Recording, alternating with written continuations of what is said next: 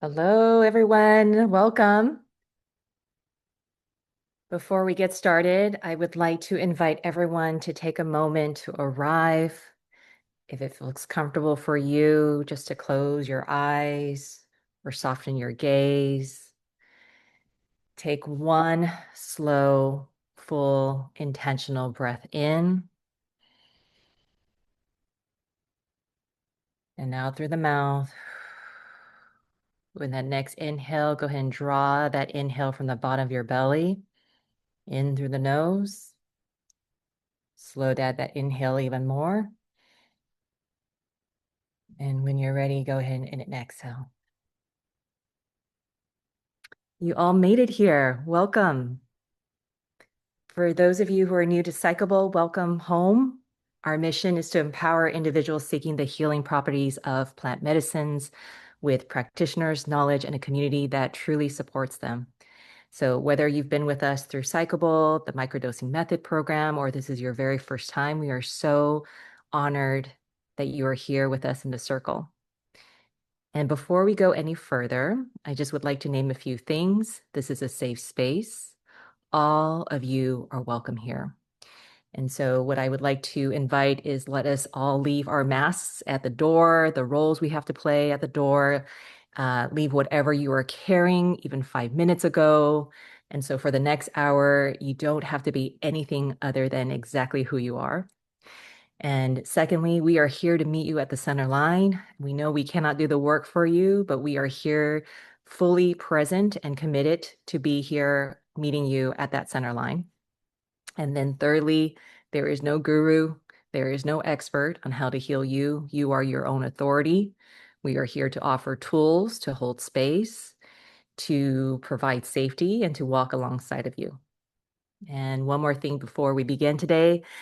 Today is not an ordinary Saturday or Sunday for some of you. We are gathering on Easter weekend. And across every tradition, every culture, every corner of human history, this time has always marked the same threshold: the death of what no longer serves and the birth of what is ready to emerge. And so we are also standing at a profound turning point at the Mayan calendar, right? Indigenous wisdom keepers, they have prophesized this time for generations. And what we choose to call in and what we choose to release, what we choose to open this weekend carries more power than almost any other moment of the year. And so you did not show up here by accident. And so I'd like to invite each of you, if you haven't already, find a quiet, comfortable space, have some water nearby, have a journal nearby if you have one. And as we close today, please give yourself time to integrate a bath with some Epsom salt, a walk, perhaps connecting with nature, some quiet time, deep intentional breathing. This is your time. So a few things before we go into our session. We want to warmly invite you to join our monthly Psychable Wisdom Circle membership. This is where you are going to get access to live teachings from global thought leaders and sacred teachers. This is a monthly integration circle and a private community of people that are walking this path alongside of you. In a moment here, I'm going to share some links. We also have our free Facebook and WhatsApp community group, and that's open to everyone. And if you or someone you love feels called to microdose safely with intention and safety and integration support, we will also share the link to our waitlist to the microdosing method program. Also, please mark your calendar. Our next Psychable Wisdom Circle is May 2nd with the extraordinary Sarah Tacey, all around opting out of urgency. And this is also grounded in resourcing the nervous system, especially during these times. So Zoe's going to drop those links in the chat right now for you. And we're going to also transition over to just a little bit of a moment to open this container. Also, for those of you who are new here, my name is Reverend Jamie Sekou. And let me see. Let's go ahead and drop out that link. If there it is. Okay. My name is Reverend Jamie Sekou. I am the CEO and founder of Psychable, and I would like to take a moment to light this candle to open our circle. And while I do, I invite you to form an intention if you feel called.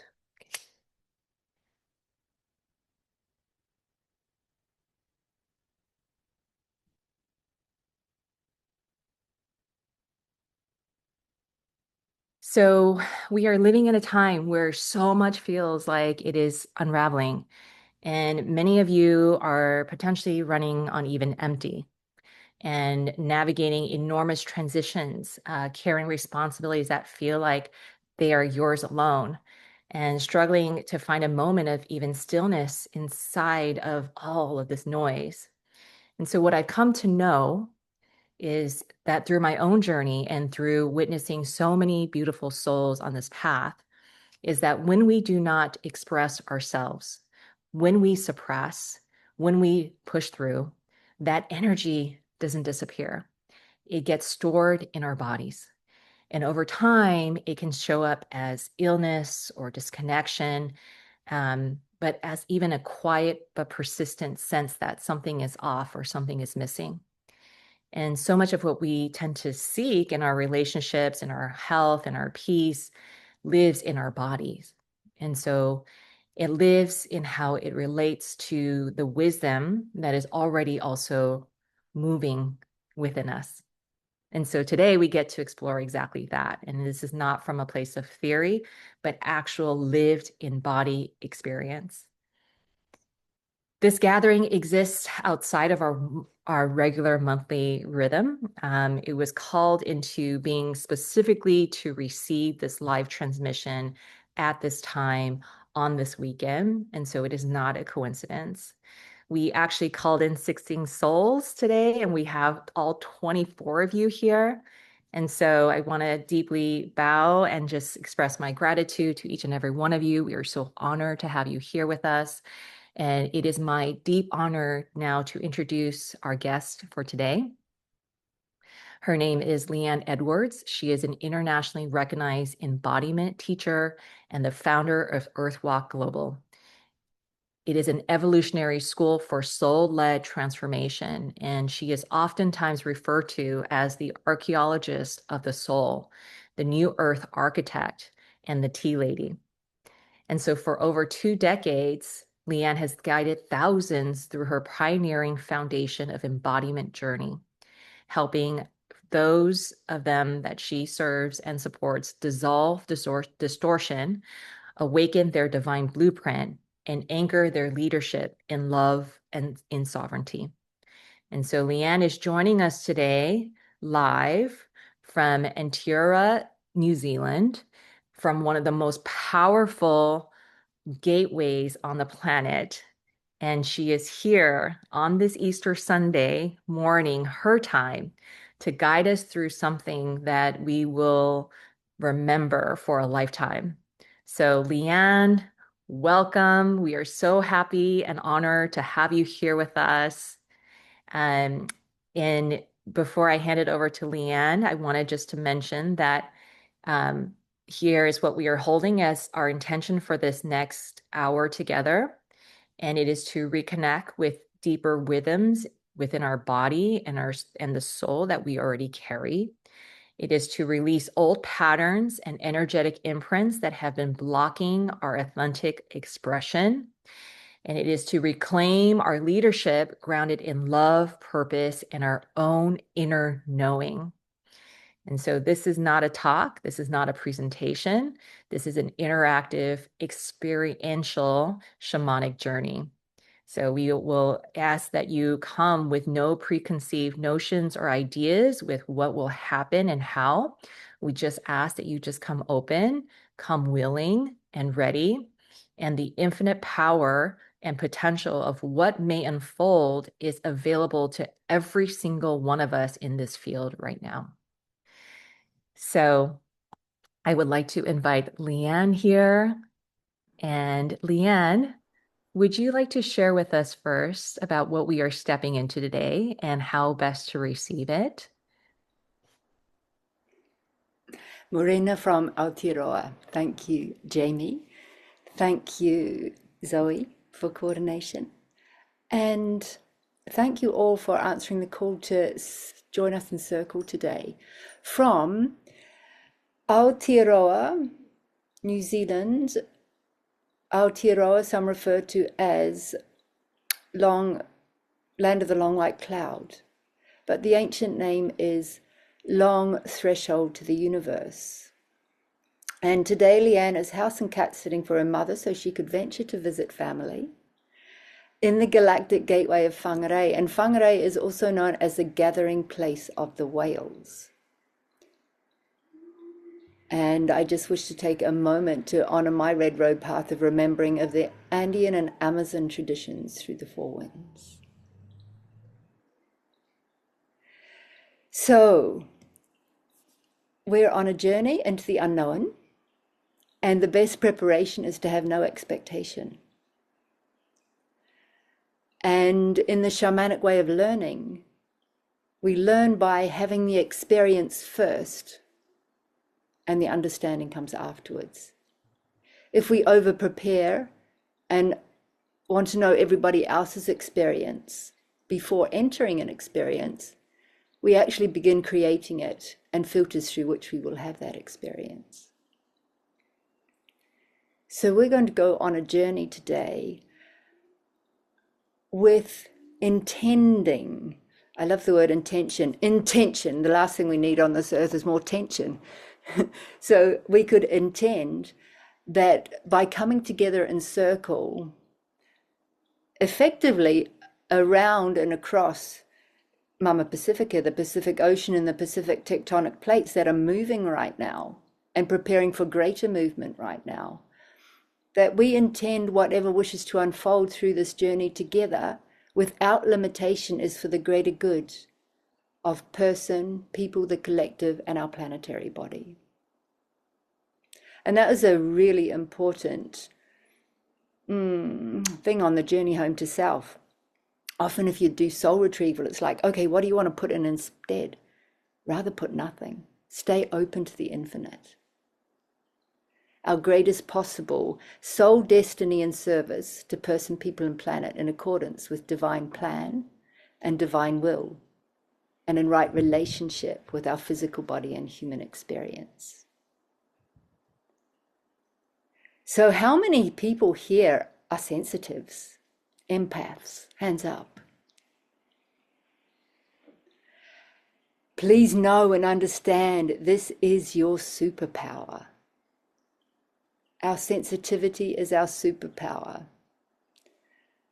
And often earlier on, it's too much. We're considered too much by others, but too much information is too much for our sensitive systems. However, once we land, expand, and actualize, rather than being informed by environments, we start informing the environment. And that's at different stages of our embodiment and evolutionary journey. And how many people here are parents and have children of their own? Thank you for your commitment to our next generations. And conscious parenting today is a full-time job unto itself. So deep love and honor, because my work with the planetary body, with humanity's evolution, is deeply interconnected with our incoming children who are landing in the architecture that's enabling us to reconnect to our multidimensionality.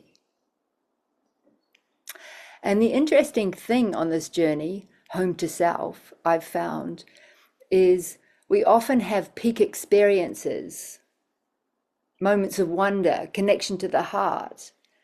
But then after a while, it slips away. It falls through our fingers and it doesn't land. So after 20 years of walking this path, I've come to realize that we are actually a multidimensional jigsaw puzzle. We are on a journey of remembrance, remembering ourselves, putting ourselves back together. And in order for it to land, it's really important to have a strong foundation, because that enables us to bring these pieces of our puzzle back to here, back to now, and for us to build. And once more, when our lighthouse comes online, if we don't occupy it, other beings will. It's that simple.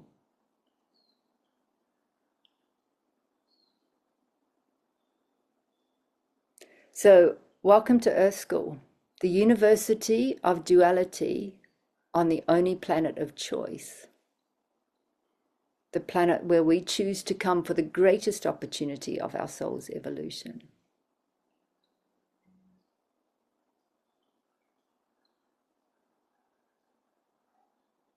So thank you for choosing to be here today.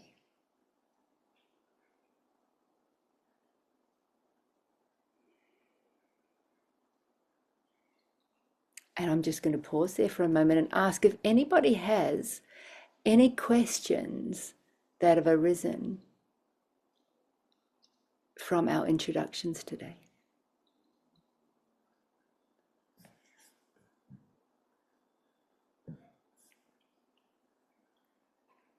What was the word that you used instead of intentional? Let us intend rather Intent. than Thank you. I really intend. loved that. Thank you. I just wanted to sink that into my being. You're welcome.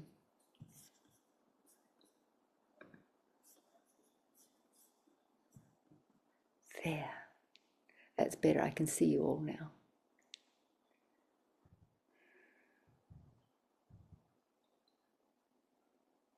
Any other questions?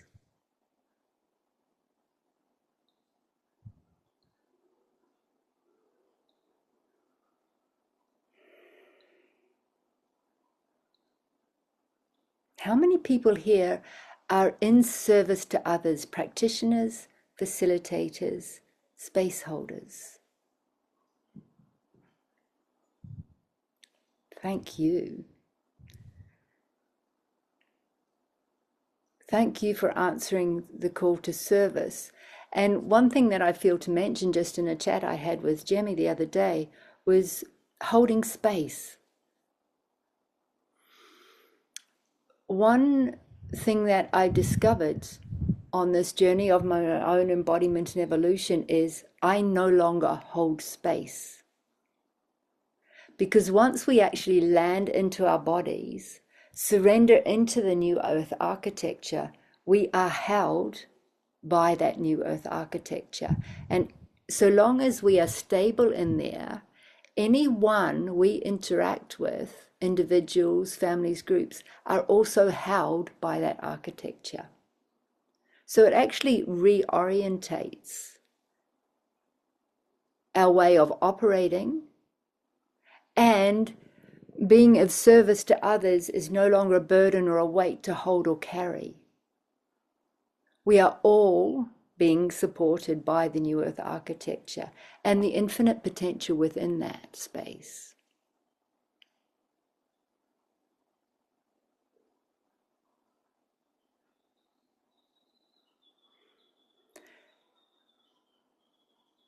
So after 20 years of this journey of embodiment and evolution, mine really began out of Africa. About 18 years ago, I had my cosmic kick out of Africa, my conservation work, and a 20-year relationship. And all I knew is I had to clean up my physical and energetic body. I didn't know really how that would happen, but I knew I had to go, because if I didn't, or because I hadn't, I'd actually got extremely sick. And having been somebody who had always followed their intuition, whenever I came to a crossroads in life, I'd always chosen the path that I couldn't see the end to, and carried it and walked along it until the next choice point. But when I was during my years in conservation, or decade in conservation Africa, and when that was coming to closure, and I lived the most extraordinary life, surrounded by nature and wildlife, and I was brought to make that choice to move on, I couldn't see anywhere of where I was going. When I didn't go, I got sick. So when it took me 18 months or more, 2 years to pull myself back together again, I knew then when it was time to go, I had to go, not knowing. And it was a big step into the unknown, forgetting everything I thought I was and everything I thought I knew, or how I organized reality. And I was one who lived outside of the momentum tunnel of consensual reality. And most of us here are stuck on that hamster wheel of humanity in the mainstream matrix. And our soul's now inviting us outside of it, to step beyond it. Not necessarily to leave it, but to be a bridge into a new world, into a new way of being. And we can't do that if we're anchored within it. We can only do that if we're anchored outside of it. And it's much easier for us to operate when we're anchored outside of that. For then, the natural universal law of attraction, everyone and everything gravitates to a higher vibrational frequency. So as Jamie referred to when we opened, we're in cycles. We mentioned the Mayan calendar.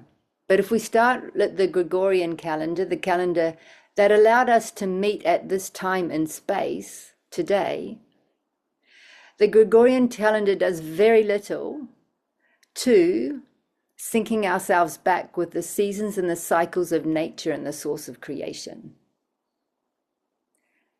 We are divine by nature. So we are actually making a return to self and a return to our divinity and a return to nature. And in order to do so, it's really important to let go of the structures that no longer serve and have the courage to step into the unknown and learn to live on in the not knowing, in sync with our natural cycles. And in our Gregorian calendar, the only cycle that actually fluctuates, does not sit on a fixed date, is Easter, where we're meeting today. It's on this full moon. So we have a portal, a window in time, of which we're actually syncing with nature's cycles during this time of birthing. So we're going to optimize on that today to support us to sync ourselves with the source of creation. And there's other cycles we can engage with to also sync ourselves with the source of creation. And they are our 13 lunar cycles. For those of us walking the earth in female bodies, we have our monthly moon time, our lunar cycles, our time of menstruation. Lots of literature say that orientates around new moons. That's not necessarily so, because I've lived with Indigenous cultures where they cycle around full moon.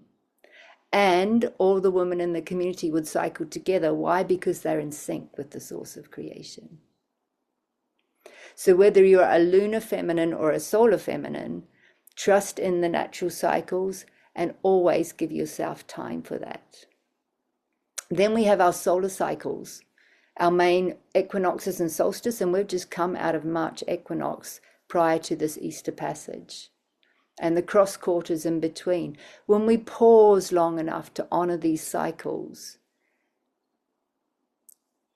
the sunset and the sunrise, the new moons and the full moons, the cross quarters of the solar cycles, and our Easter passage, they all take us a step closer of syncing ourselves back to our divinity, our divine blueprint, and the source of creation.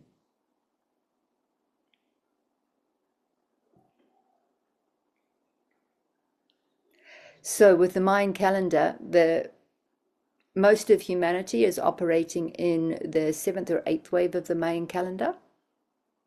The 9th wave has been available to us since the October 2011. That means the 9th wave of the Mayan calendar, it still has waves like all the other waves, but these waves on the Mayan calendar have 36-day cycles of light, 36-day cycles of dark, 36-day cycles of light, 36-day cycles of dark. So we are coming to the end of a 36-day cycle. The 36-day cycle actually completes dark or night on Easter Monday, meaning on the Tuesday after Easter, we'll be birthing into a new 36-day cycle. So it's a time of beginning. So by doing this journey with you today, which I didn't even know it was going to be Easter or these cycles. I just asked what day we're meant to meet, and we got today.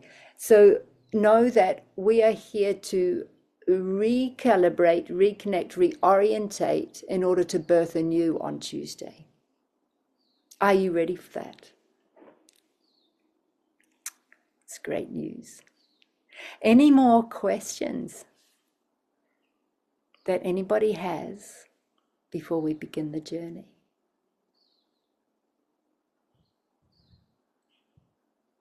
I have a question. Yes, Zoha. I thank you so much for this. I really appreciate it. What do you mean when you say 9 wave of Mayan calendar? What are you referring to when you're saying the waves? So we talked about cycles being solar cycles, lunar cycles. We have planetary cycles as well, such as how many times Venus or Pluto or Mars come into our orbits. And then the Mayan calendar is actually a galactic calendar of cycles of human consciousness. And the 9th wave of the Mayan calendar indicates full unity consciousness, stabilized within the heart field and within that unified field of love in an embodied way. And on our journey, if we're still operating, because the momentum tunnel kind of operating in 6th, 7th, probably 8th, and touching on 9th, but this is where we might touch and have that big-hearted, open experience and then drop down again into another wave. So ideally, in our embodiment and evolutionary journey, we're here to sync ourselves with the source of creation and dance our destiny timeline. And in doing that, we can't actually get left behind, and we cannot get ahead as either, because we become in sync with that. So thank you for that question. And if you want to know more about the Mayan calendar, I recommend the work of Johan Kalleman, who is a Swedish doctor who is now based in New Mexico. And he does regular journeys to understand the Mayan calendar. There is another one that was interpreted by Jose Arguelles called the Dream Spell. I find the dream spell is partially resonant, but not fully resonant. And afterwards, I found out that it was actually employed by the CIA to create the dream spell. And effectively, it is a dream spell because it actually keeps you just slightly out and off center. Whereas the glyphs of our Mayan birth date, our astrological Mayan birth date, are usually directly aligned. An example of that is my personal dream spell is a red rhythmic dragon with personal power doubled. But my glyph in the Mayan calendar is Akbal 13. And Akbal is everything I am and in service to embodiment and evolution. It's the one who sees in the dark. The glyph is a bat. And the 13 is about ascension and evolution and acceleration and the evolution of consciousness. And if you want to have a look for your Mayan glyph, you can find that on Mayan Magic's website. That's Majix. A brother in Guatemala and Lake Atitlán has that website, and you can just pop in your birth date and you'll find out your Mayan glyph. So that's a cycle we're talking about, a galactic cycles of evolution.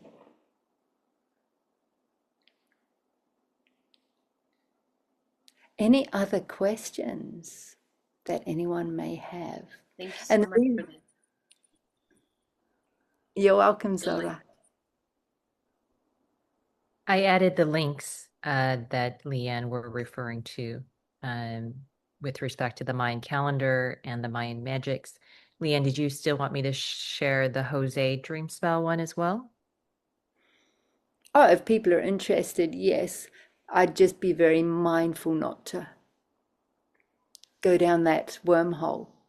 Unless, of course, you're called. There might be something you've got to learn there. It's a bit like our tropical astrology and sidereal or Jyotish astrology. Tropical astrology is based on not necessarily what's actual, but it's based on the zodiac is based on our seasonal cycles. Whereas sidereal astrology is based on the actual. Jyotish Vedic astrology is based on the actual maps of what was when we landed, what is today in relation to what was when we landed. Because, we're all unique, just like everyone else.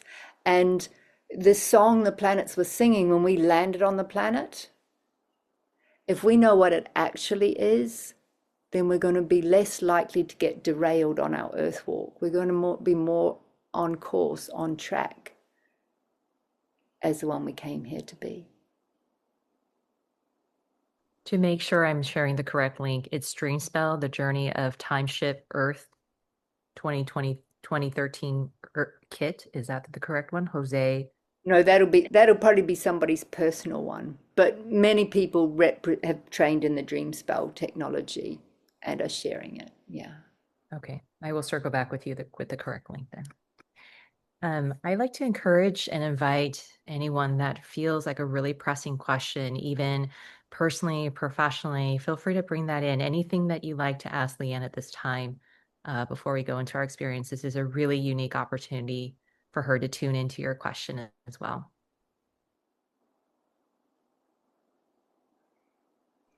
One thing that's important to know is, we're going through this profound time of evolution on our planet. It is a turning over of time. It is the time of the birth of the next race of humanity.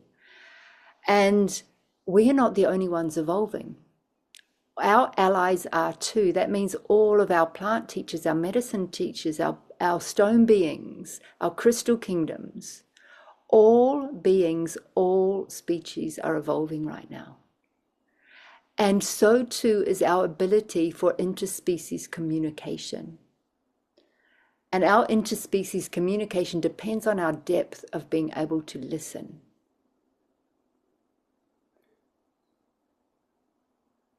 Because when we listen, when we can hear our soul speak, we're going to be able to stay on track with less detours and derailments on this journey. And it's important to know when I spoke about, occupying our lighthouse, these lighthouses, their technology is extraordinary. We are stargates. We are sacred sites. We are living libraries of light.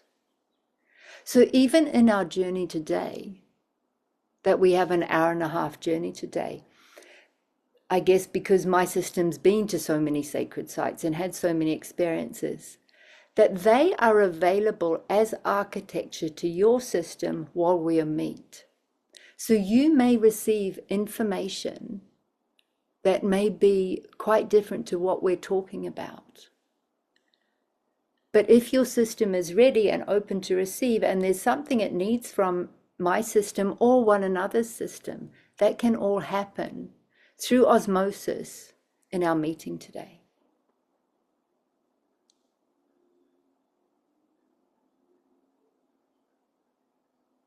May I ask you one more question, please? Yes, please, Courtney, go ahead. Hi there.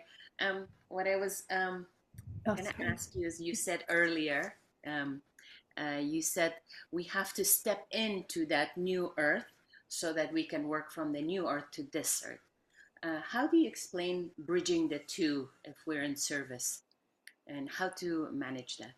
How do you manage that? Or what's your advice? One of the best ways to manage it is to be fully present, fully aligned, fully connected, fully in this moment now. It's like when we come into this meeting today, Jemmy did a lovely little guidance to drop into the breath, into the body, to be here now, to release whatever was going on before and release whatever may be coming after, so that we can be fully present now. And if we are fully grounded, aligned, connected, and coherent in our heart space, in the alignment process that we're going through today, and connected to our multidimensionality, we become a pillar of our new earth, in our new earth architecture. So we can still serve people who are in the matrix, and particularly those who are waking up and ready and willing to step out. But we don't go and meet them there. We stay here in our centered, coherent pillar. You know, many years ago, I was working with a beautiful brother who is well into meditation and very connected with the Vipassana movement. And his plan was, he wanted to bring together 1 million meditators. And I said, that's brilliant. And yes, it makes a difference. For me, just give me 12 that are connected to their multidimensionality and aligned pillars. And I believe that can have as much, if not more, impact. And we're still on that journey. And when I spoke about the new children arriving in their new architecture,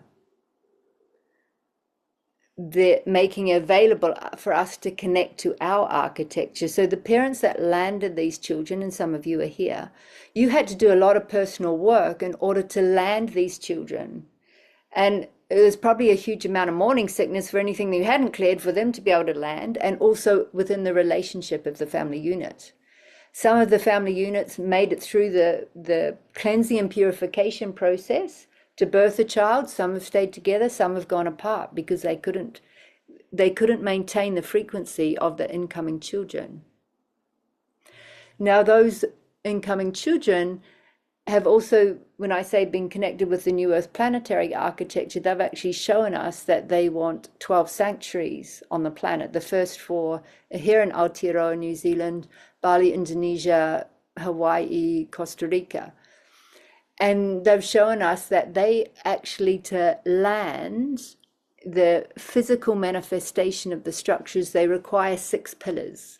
So that's 6 individuals connected to their multidimensionality. And then they will be able to land and actualize and materialize these centers. So you can imagine what one center is going to help, what sort of a ripple effect that has out on the planetary body. Imagine what 12 centers are going to be like. So it's all part of this accelerated time of evolution that we're going through. Can you just speak a little bit more to, I'm a new mom, 14-month-old, and just what you said about, the journey for the parents of bringing these babes earthside, just like really rung true. And I guess my question would be around like any advice on how to best nurture and support them while they're landing here.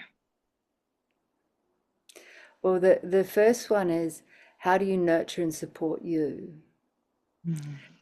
And this is such an important one for parents. You know, we've got a love tank. How do we take responsibility for our love tank that makes sure that it's full and to overflow before we give to others? Because literally, you know, I don't have young children, so I can take my level of self-care and self-love is up there. So if my love tank drops that much below, I pause the outside world and I top myself up so that I can give from the place of overflow. And it's not always easy for a mum to do that, particularly if there's more than one children in the house and if they don't have the support they needed. So yeah, slow down. I'm the timing of this call feels very Serendipitous. I just landed flying from New Zealand to Canada last night and slept in my own bed last night and woke up this morning and have this call today. So it just feels very appropriate for our landing as a family back at home. That's perfect. Remember, Yeah.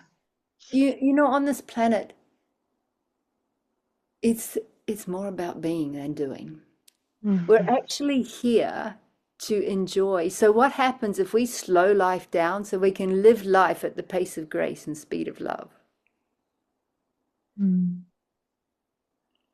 And the other really big learning from these children that we've found, my goddaughter, there's a long story about my pregnancy and conceiving Shakina's monad, and my goddaughter is the firstborn of her monad. She's now 3 years old, 4 years in June. And one thing she's taught us, also these new children, they need community.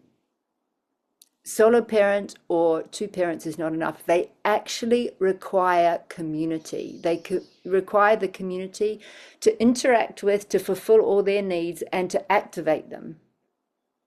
And they'll get restless without it. Thank you. Courtney, would you like to come in, sister?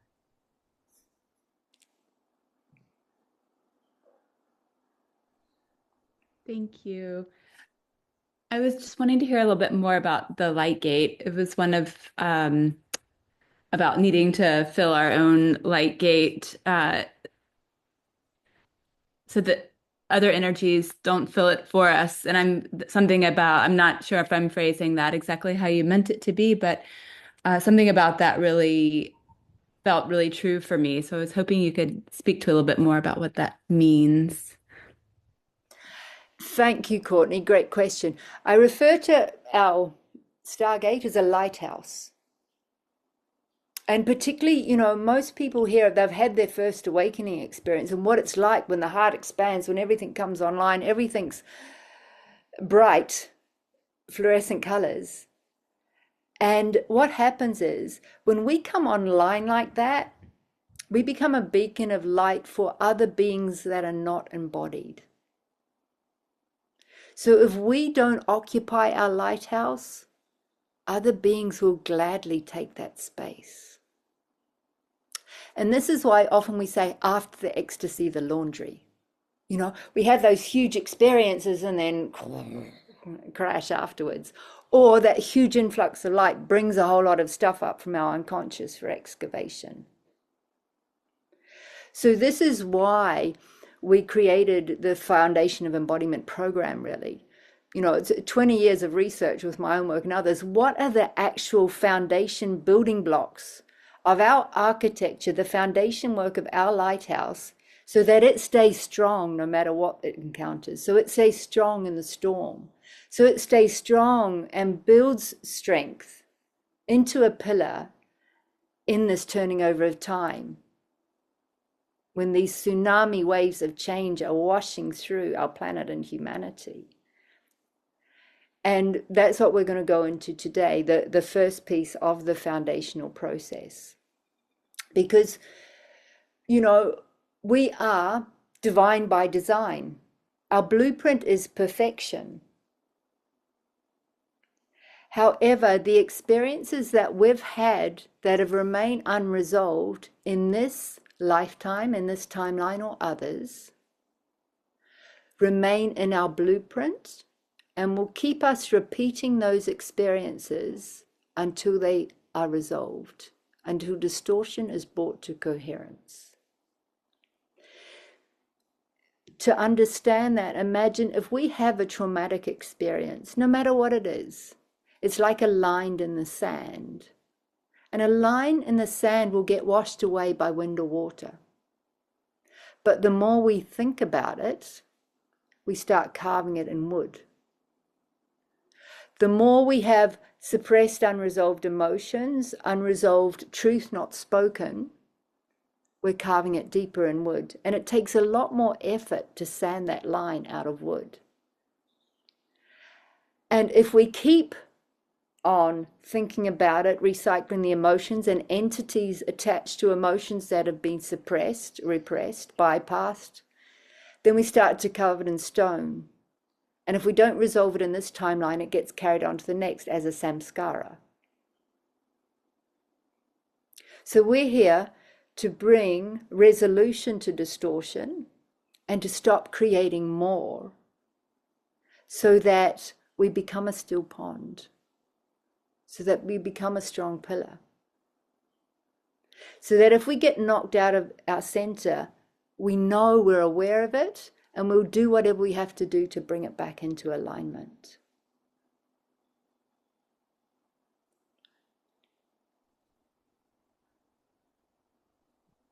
Keisha, sister, please come forward. I had a question about the anchoring outside of the human experience. Like how exactly we do that, or could you articulate more about that? Thank you, Kasha. Kasha, I'm glad you asked that way. I'm definitely not saying don't anchor outside of the human experience. Anchor more fully into the human experience and into our multidimensionality. But what we're doing is we're stepping outside of the momentum tunnel of consensual reality, where the main flow of consciousness in the matrix is holding people trapped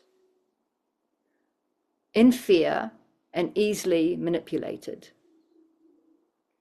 We're here to reclaim our self-sourcing and sexual sovereignty, where we can stand in the world as a fully integrated being, know our truth, and have the ability to discern in this dimension in others.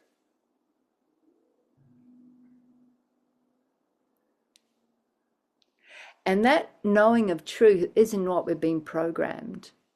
The knowing of truth comes through truth pumps, goose pumps, or as the Mayan Salons, koyopa. That visceral embodies resonance that this is true.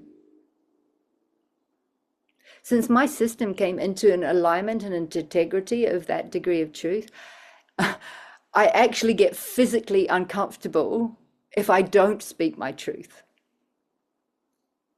So I no longer ignore it. I've learned how to speak it with a lot more love and grace than at first used to empty out my mouth. But that takes time and practice. But definitely, we are here. We are the rule breakers and the change makers of our new earth. We are the architects. We are here now to reclaim our sovereignty and to stand in it. And it was interesting that our sister, Mrs. Sorensen from Canada, is here on the call and just come from Aotearoa. We have soul destiny. So too does land. And it just so happens the lands of this planet that are here to lead the world into sovereignty. One is Aotearoa, one is Canada, one is Ireland. And in a recent Guardians of Gaia call, we just anchored that trinity right down through South Africa into Antarctica. So there's a great sovereign movement arising that starts individually and then starts spreading out collectively.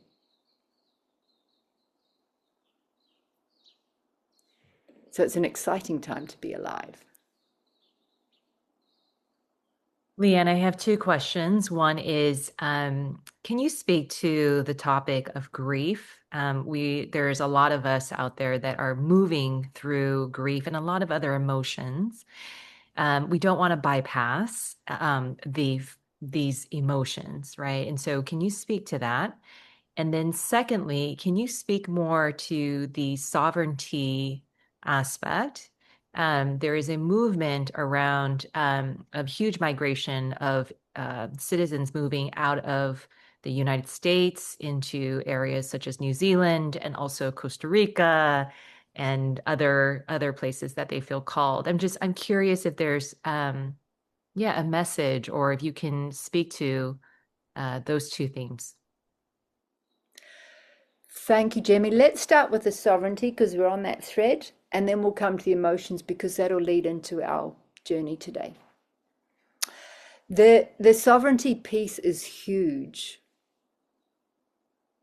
and most of us have never been modeled sovereignty. And because we don't have role models of sovereignty, we don't know what it looks like, because our kings and queens certainly didn't embody sovereignty to the level of integration what our new earth is calling for. Our monarchs were a whole different story that were built to capitalize in many situations. We are the royal bloodlines that are awakening on the planet. So just let that land. Can you feel that resonance? We are the royal bloodlines that are awakening now, that are here now to reclaim ourselves.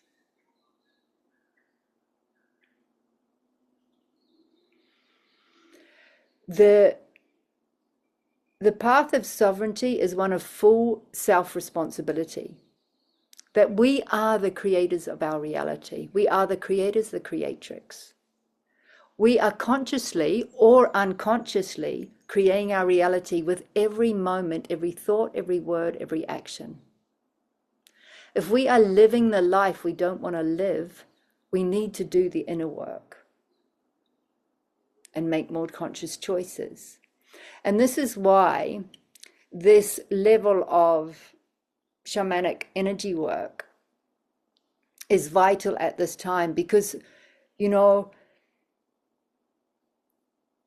it's hard work to change what's happening here on the 3D level when our blueprint is still informing otherwise. It's hard labor. But for those of us that have done all the hard labor and it's still informing it, when we shift it in the blueprint, it's like lands straight away down through the physical, mental, and emotional body, and it anchors. Why? Because we've shifted it already on this level. We didn't come here to fight the river where it meets the ocean. We came here to dip our finger in the spring and change the course of the entire river. And the way we do that is by connecting to more of ourselves, taking full responsibility of our creation and full power of our focused intention and consciousness.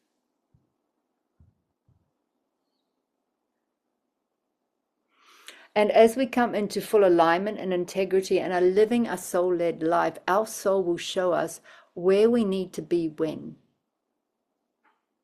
who with, and at what time.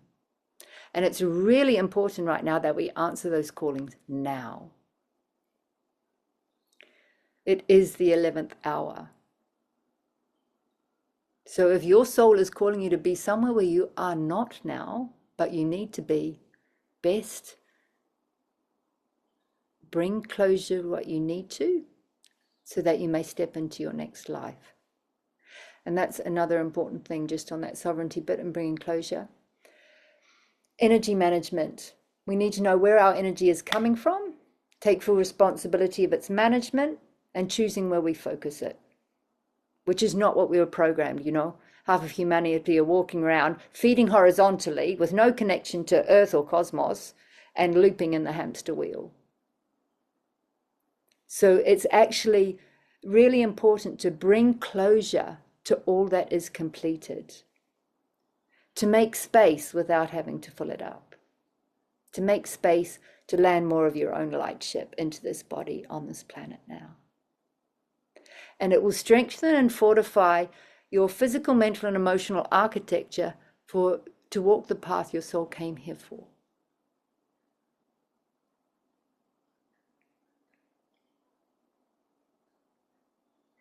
So does that sovereignty bit feel a bit more in here? And the other thing to just feel to bring into this part of sovereignty and full self-responsibility is, does anyone here know the triangle of disempowerment? Hands up. No. Okay, so this is a really important one for tracking ourselves and reclaiming our own sovereignty. Triangle of disempowerment, there's obviously 3 corners. One is the victim, one is the persecutor, one is the rescuer. If we ever find ourselves in either one of those corners, poor me, the victim, it's all your fault, the persecutor, or rescuer, let me save you, we are not in our power. And that can happen within our own system. It happens a lot in codependent relating. Those near and dear to us, our family, our intimate relationships. This is a tool that countries use to colonize developing countries over eons. The conquistadors invaded South America. They told the indigenous people that they were backwards, that they needed saving by God, the church, and that made them trapped as victims needed saving. And of course, they remained the persecutor and rescuer of that relationship. What did you call the triangle? Triangle of disempowerment. Thank you. I can share with Jimmy somewhere, I have got a picture of that to help understand it. So that covers our sovereignty bit. Emotional bodies. Emotions, energy and motion. If we disconnect, disassociate, suppress or repress our emotional body, we are limiting our access to the elemental forces of nature. Our fire, our desire, our passion, our anger, our rage, element of fire. Our grief, our sadness, our despair, element of water. We are made of fire and water. And with consciousness, we can actually tap into and channel that energy and motion. Ideally through our heart space. You know, there's a really odd siren going on outside my room. I don't know if you can hear that right now. It's like there's aqua siren, like a siren going underwater. It's bizarre. So there is a need to set free our emotional body that we've often suppressed, repressed, put in a corner or a cage because it's not been welcome here.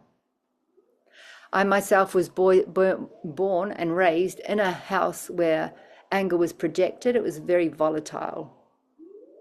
Both my parents had a lot of fire, and I got caught in the crossfire, I think. So I ended up walking on eggshells. I couldn't land into my body. No, it wasn't safe here. And I made anger wrong. So would I get angry? No. It does too much harm. I'm not going there. So what happens is we put a plug in our own volcano. Our root, our base, our womb space gets plugged like the cap in a volcanic plug. So in our journey today, we want to loosen that plug up. We're also raised in a culture where big boys don't cry. So men will often go into anger before sadness. Or where girls are here to be seen and not heard, to be pretty. So there's no way they'll go into fire or rage, but they'll go to tears and grief instead. And that's why at this turning over of time on our planet, we have so much fire and water imbalance on the planet. We are not separate from our planetary body. When fires and waters rage through settlements of humanity, they rebalance the elemental systems. When we rebalance our elemental system and plug back into the source of creation, we have access to source as a sorcerer, as a sorceress does. And that is the sort of power that needs to be wielded very wisely, very consciously. Because yes, it can do harm if it's not focused intent for the greater good of all.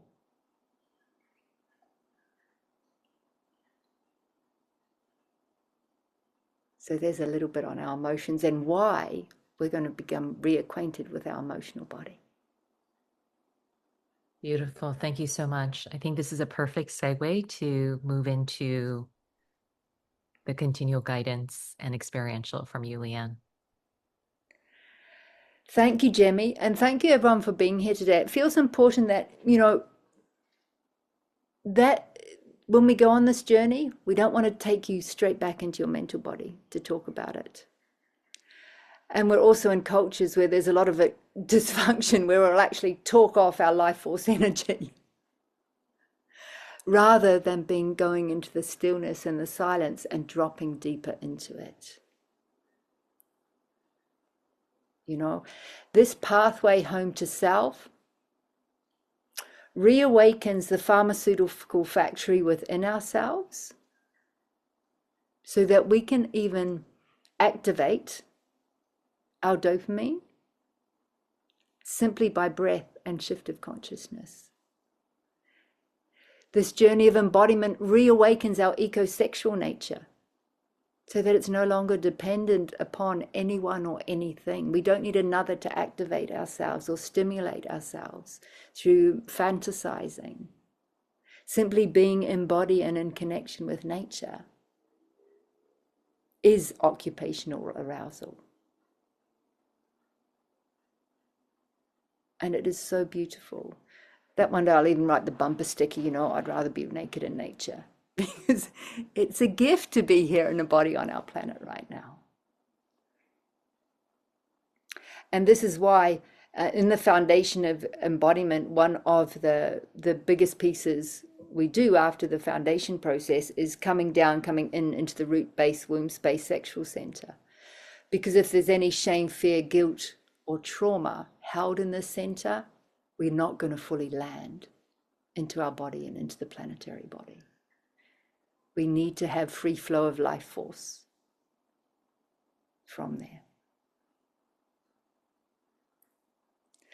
So on that note, we're going to take you on a journey now through the alignment process. We're aligning the bodies. Most of us have been programmed very early in age to live with the leadership of the mental body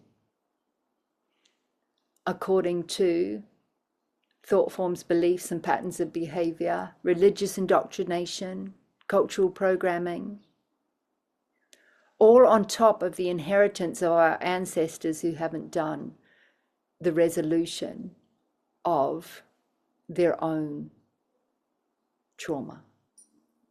So many of us are carrying generational trauma, generational curses that are still informing from our blueprint, our reality. And in order to be able to show up, land, and walk the path we came here for, we need to bring distortion to coherence in this blueprint. So the alignment process that I'm going to take you through today is a very useful practice in your morning practice. And the more you connect to your multidimensionality, a morning practice is vital for that journey. Because we actually become more aware, more active in our dream time space, and more aware of where we are and what we're doing in our dream time space. Often working, sometimes I work planetary, but often galactically and universally in my dreamscape. So when I wake up in the morning, I need to land back into this animal body to be fully here. So just a note to self, if you don't already have a morning practice, I suggest you create one and let your morning practice evolve as you do. You know, I started off without any responsibilities to any others, and my morning practice got up to 3 hours long. Well, now it doesn't. It can, I can nail it in an hour or less. But that morning practice is vital because that establishes my pillar, my sovereignty, my alignment, my coherence, and fully into my animal body for what this day has in store for me. And I'm there, I'm arrived, and it doesn't matter what comes, I'm still there. So particularly, it's more difficult obviously for mothers, but when you can take that moment to land in the morning, your day will unfold differently. It unfolds from a different degree of coherence. So awaken, hydrate. Drink at least half a litre up to a litre of water, depending upon your climate zone that you're in. Oxygenate. A little bit of breath work goes a long way. Our body wants to be a bamboo body, soft and strong, fit and flexible. I highly recommend yoga, Qigong, Tai Chi. Qigong definitely, as we evolve more, is a vital part of our full body integration. And when you have time for that to begin your day and making sure your bodies are in alignment, soul is leader, then off we go for the day. And if you get knocked over, don't take it personally, just take a pause and come back to center. So on that note, we're going to go on a journey to find out where our physical body is in relation to our mental body, our emotional body, and our soul, and bring them back into coherence and alignment. You don't want to be sitting on a chair in front of a computer screen. So put me on the side, turn me off if you want, walk with your earphones if it's easier. This is a journey you want to take very much individually in your own precious space. Know that if you need longer in the space, you can always come back and revisit this journey on the replay. It's also available on my website as a free link on the foundation process. So you can always come back to this if you need to.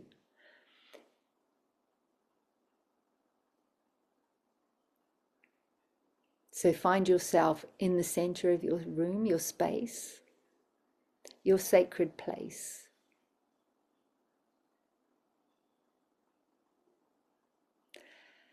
I don't need to see you. I can feel you. But you're welcome to leave your cameras on if you would like, and I can keep an eye on you physically. You do not need to see me, but you do want to be able to hear me.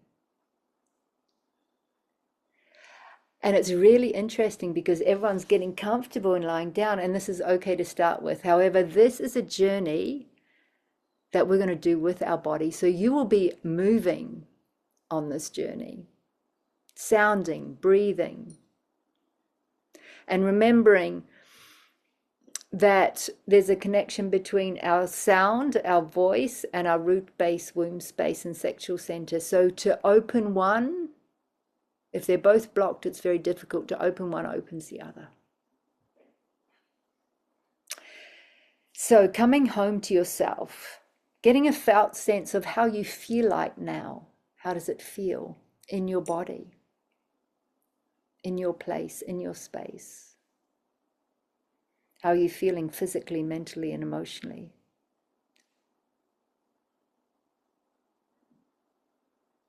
And then centering into your physical body and checking in with your relationship with your physical body, your vehicle for this embodiment.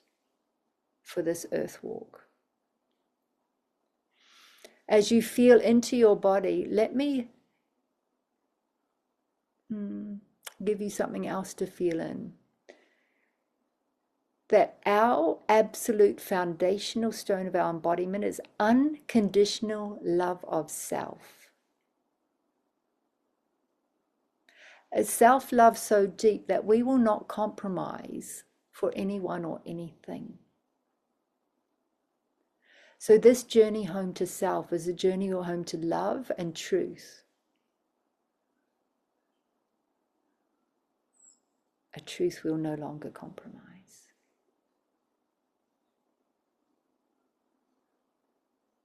So from the space of your physical body, I'd like you to feel, where is your emotional body in relation to where your physical body is sitting, standing, or lying right now? Is your emotional body to the front, back, to the right, left? Is it close by or far away?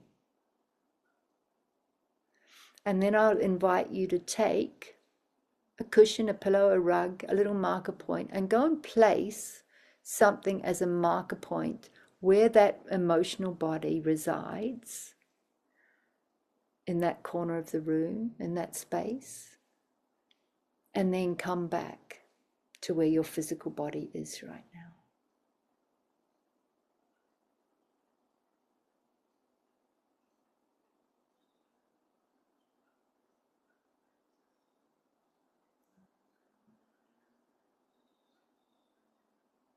And coming back into your physical body, feeling where your mental body resides in relation to your physical body. Is your mental body to the right, to the left, front, back, nearby, far away, perhaps above and off to a side, wherever the mental body is, and putting a marker in place where that mental body is right now.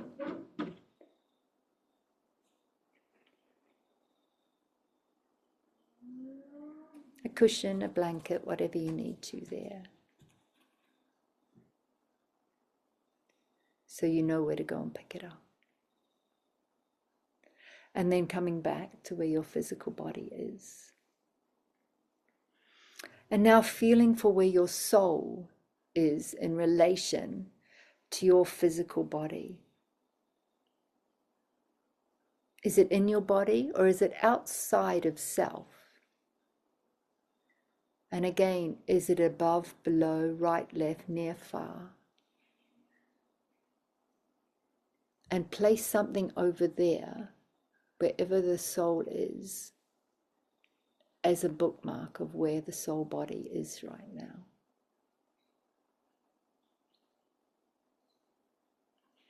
And then coming back to your physical body. Now, the first body we're going to visit is our emotional body. So I invite you to move over physically now to where your emotional body resides. Do it very slowly, do it very consciously, and step into that place of the emotional body with a willingness to feel what he or she is feeling. And there may be sadness, there may be grief, there may be anger. Whatever it is, welcome those emotions now. And allow yourself to feel and express. And this doesn't need to be cathartic. You can just breathe in the nose, out the mouth with sound. And it may need to be a bit of cathartic. If it does, if it needs expression of sound through the voice, let that sound arise from the root, the base, the womb space. Inhaling and exhaling the sound. Oh. Giving yourself time to feel. everything that has not been felt, everything that has kept you in separation from your emotional body, which ultimately has kept you in separation from yourself.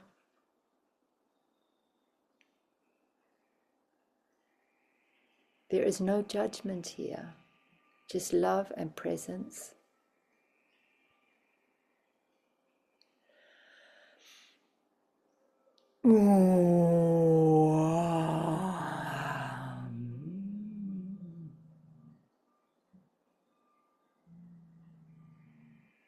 And know that emotion comes in waves.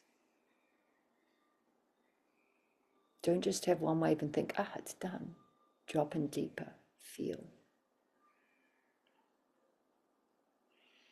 And if you're having trouble feeling, I invite you to rock your body like a baby rocks its body, to try and comfort itself, to reconnect to your waters, to reconnect to your fires.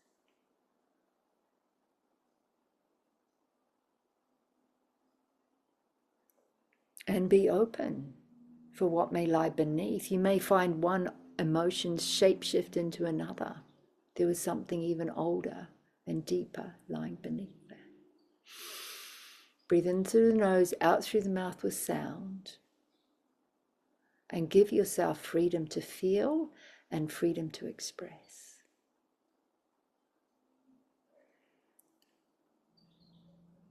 Let the intelligence of your body take over. The more you sound, breathe, and move, not through performance, but organically, you actually allow your body to unpack the physical and emotional density.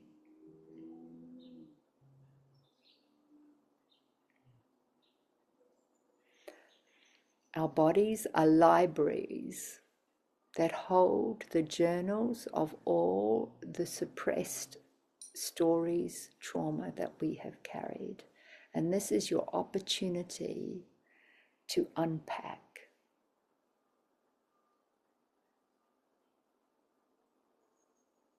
Where you get to empty out those old stories.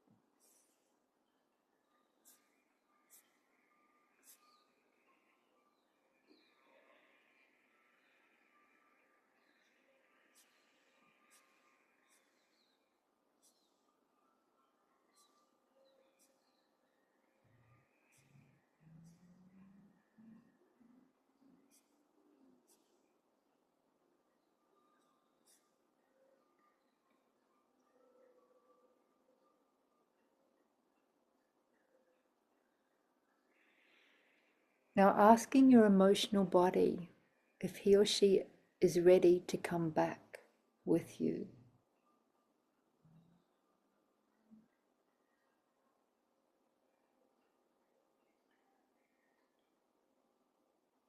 And for most of you, having recognized, acknowledged, and giving your emotional body a chance to be seen, heard, and felt, most of you might find that your emotional body is ready to come back with you.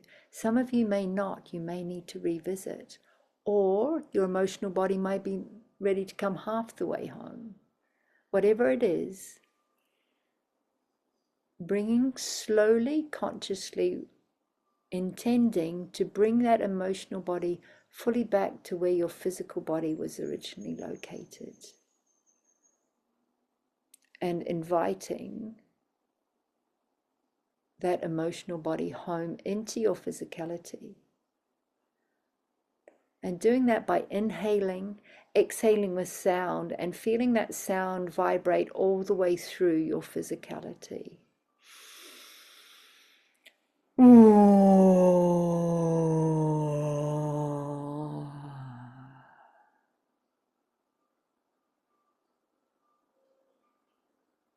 Are you ready to make a promise to your emotional body not to abandon him or her again? Knowing that you have the consciousness now not to project, but to channel these emotions with love and truth.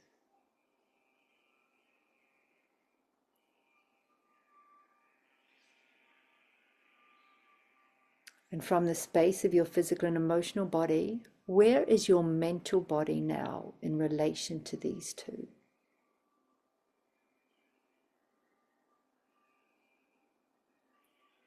Is it in front of you? Above you?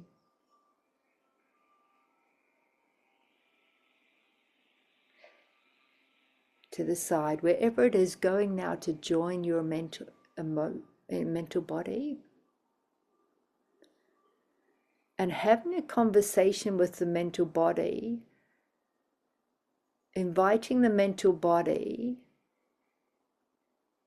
actually first relieving the mental body of its responsibility to run the whole show alone on instructions that no longer serve. So inviting it to step back and come into relationship with the physical and emotional body.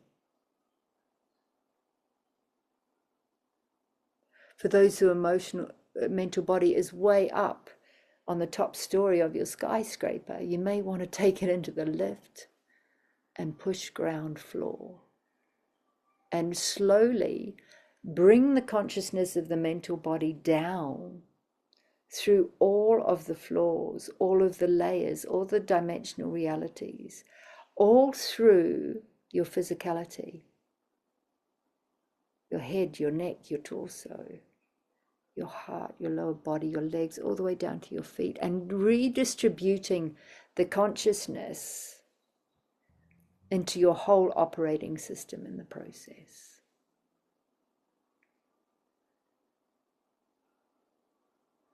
Inviting the mental body to become part of your earth team,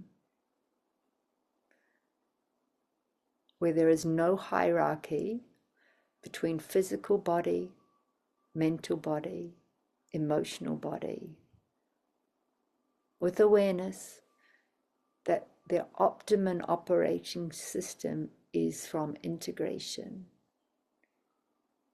awareness and communication between all bodies simultaneously.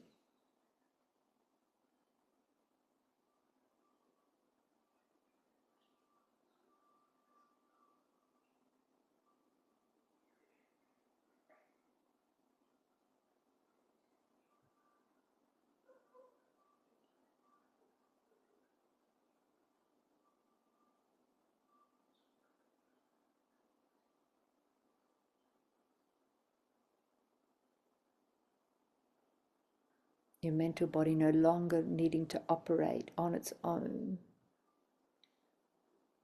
now has a team a team through which we can examine our choices, feel for the answer, determine what is true and what is not.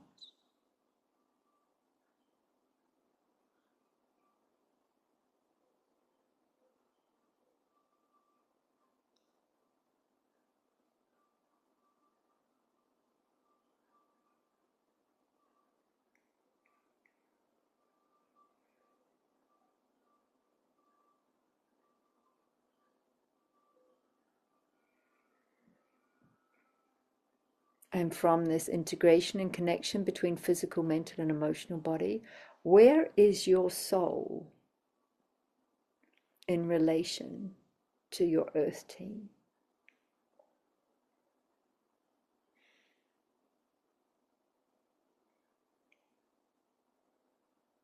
Has it been left behind because the mental body has been driving and steering the earth walk? Or has it been in front, leading the way, but in disregard to the physical body, leaving you in a place of depletion and exhaustion, which is where I actually find mine? Wherever your soul is will depend if you're taking your physical, mental, and emotional body to align with your soul, or if you're bringing your soul back to align with your physical, mental, and emotional body.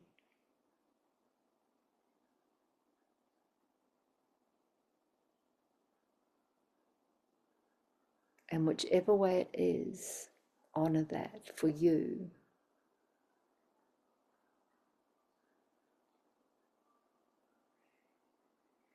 And feel what it's like to have a coherent earth team, physical, mental, and emotional bodies, in alignment and integrity with your soul, and that part of yourself that resides outside of time, with access to the all-seeing, the all-knowing, that knows who you are, why you are here at this extraordinary time, and where you're meant to be.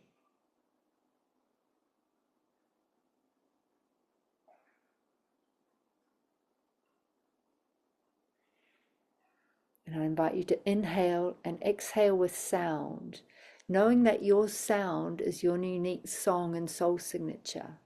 And this is the nearest tool we have access to at all times if we're feeling out of sync. Inhaling, exhaling with our own sound.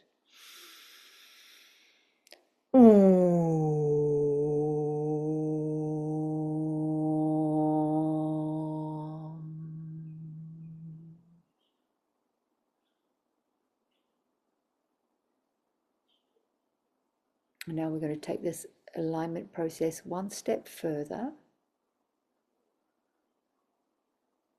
to anchor in this felt sense of self when coherent and connected.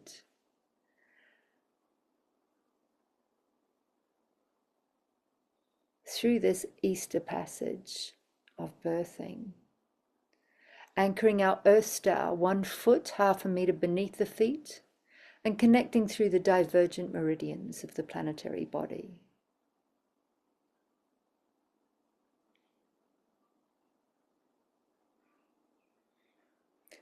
Surrendering through the core of Source in the crystal heart of Gaia, where the new true earth architecture emerges, and surrendering into that self. So that means just softening into the pelvis, into the pelvic floor, the pelvic body, and expanding and allowing yourself to arrive and actualize in coherent connection with the new earth architecture.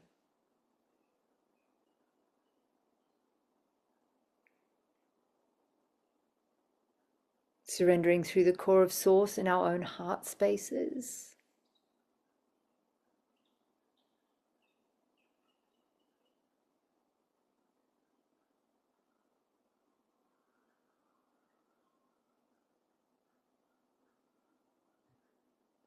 connecting through this core of source in the heart of the sun and the great central suns.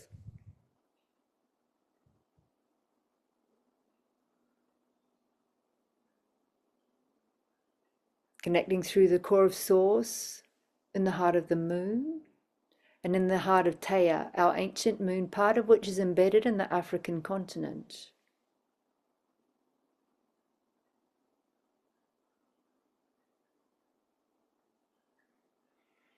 And surrendering through the core of source in the galactic center.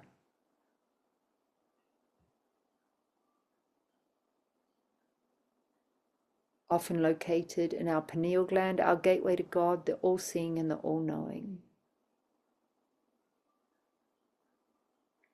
And from this space, we invite in all parts of your consciousness, through time, space, and dimension, into your body, into your bubble, into this here and now movement.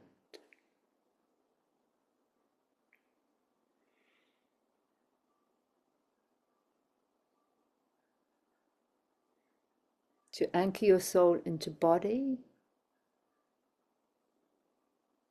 to strengthen your pillar, your place in the planet.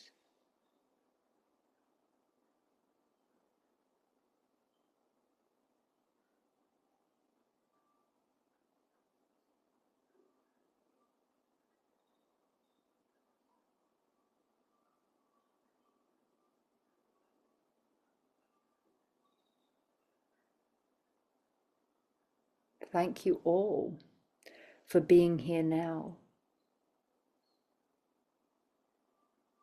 for sharing this journey together, for saying yes to life.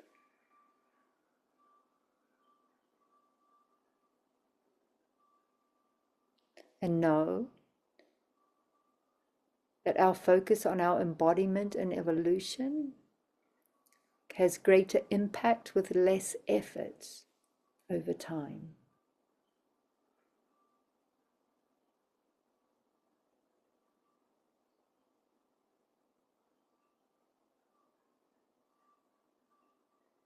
Homo luminous, soul embodiment, Homo galacticus, our galactic recalibration, and Homo universalis, where we land our ancient future selves into the now.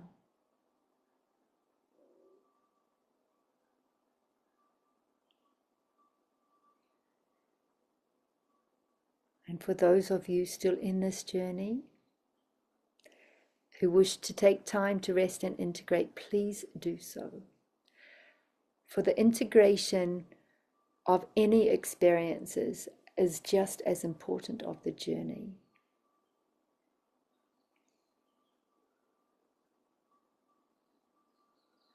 Thank you, Jemmy and Zoe, for the role you play in serving your community and for this invitation to journey with you today.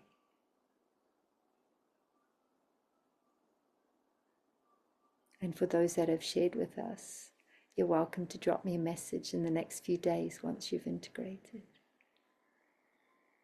Let me know how you go, or if you have any questions.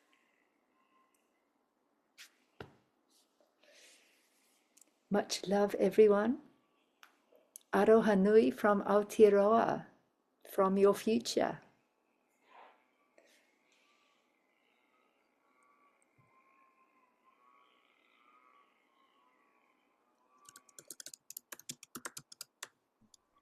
Thank you so much, Leanne. That was exquisite.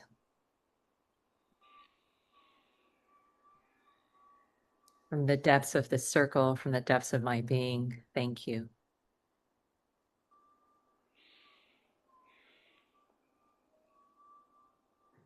What you carry, what you are transmitting is such a gift that no words can even justify.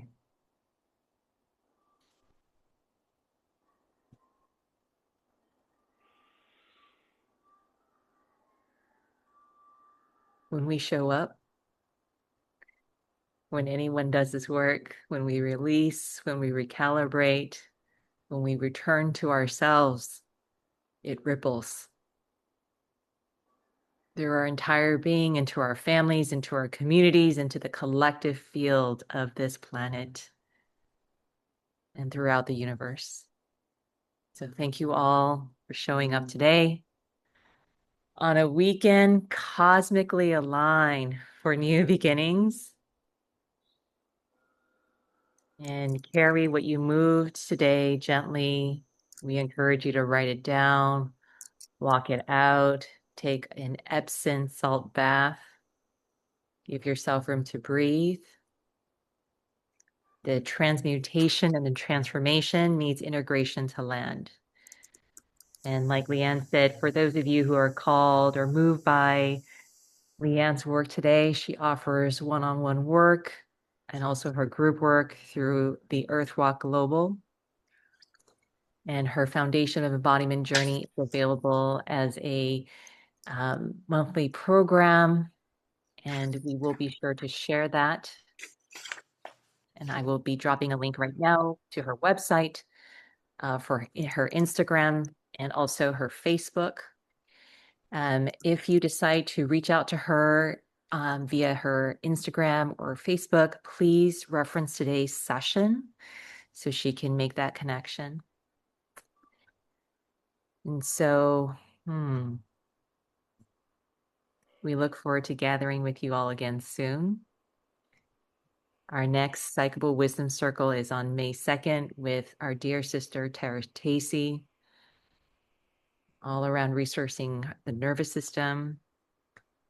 And from all of us here at Psychable, thank you for being part of this circle. May you continue to speak, to live, to embody, to lead from the power of your own inner knowing and from sovereignty and love.